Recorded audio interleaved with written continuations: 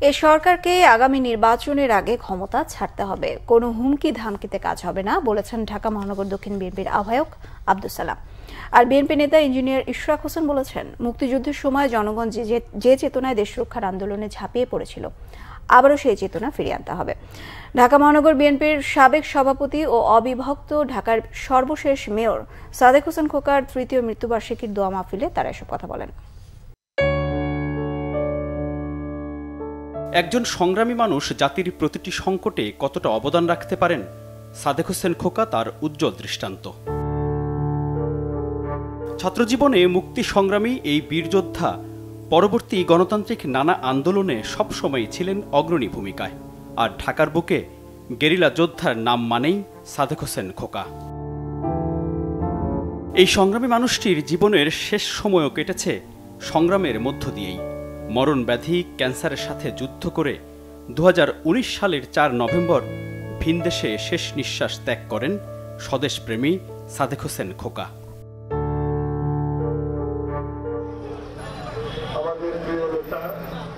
অবিভক্ত ঢাকার শেষ মেয়র ও সাবেক মন্ত্রী বিএনপির ভাইস চেয়ারম্যান সাদেক হোসেন খোকার তৃতীয় মৃত্যুবার্ষিকীতে রাজধানীর দক্ষিণ কমলাপুরে তাঁর নামে প্রতিষ্ঠিত কমিউনিটি সেন্টারে আয়োজন করা হয় দোয়া অনুষ্ঠানের। প্রয়াত সাদেক হোসেন খোকার 2 ছেলেসহ আত্মীয় স্বজন ও বিএনপির বিভিন্ন স্তরের নেতাকর্মীরা এতে অংশ নেন। মোনাজাতে সাদেক হোসেন খোকার বিদেহী আত্মার মাগফিরাত কামনা সহ দেশ ও জাতির মঙ্গল কামনা করা হয়।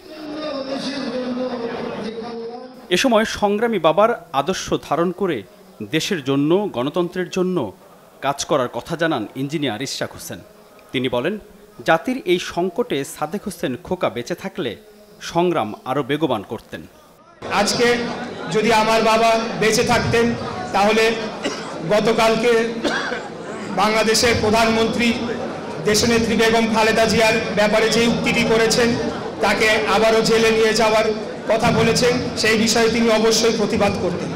ওনার সন্তান হিসাবে জীবিত আমি বলতে চাই যে দেশনেত্রী বেগম খালেদা জিয়াকে আবারও জেলে নেওয়ার আগে আমার মতো ইশরাক হোসেন এরকম বহু নেতাকর্মীর লাশের উপর দিয়ে যে বেগম খালেদা জিয়াকে জেলে নিয়ে যেতে হবে, অন্যথা তাকে কোনো মতেই জেলে নিতে পারবে না এই জালেম সরকার। এর আগে আরেক দোয়া অনুষ্ঠানে বিএনপি নেতারা বলেন, নিত্যপণ্যের ঊর্ধ্বগতিতে জনগণ নাজেহাল। বিএনপির আন্দোলন নিয়ে আওয়ামী লীগ নেতাদের অশোভন নানা মন্তব্যের তীব্র সমালোচনা করেন তারা। আজকে পেটে দিতে পারেন না, আর পিঠে মারেন, আর কত মারবেন? কাজে সব ধৈর্যের সীমা ভেদে পার হয়ে এসেছি আমরা।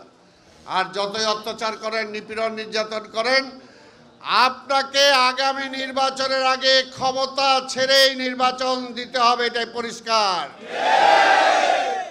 সকালে জুরাইনে সাদেক হোসেন খোকার কবরস্থানে শ্রদ্ধা জানান বিএনপি ও অঙ্গ সহযোগী সংগঠনের নেতাকর্মীরা। পরিবারের সদস্যসহ শুভাকাঙ্ক্ষীরাও তাঁর প্রতি শ্রদ্ধা জানান। মিরাজ হোসেন গাজী, বাংলা ভিশন, ঢাকা।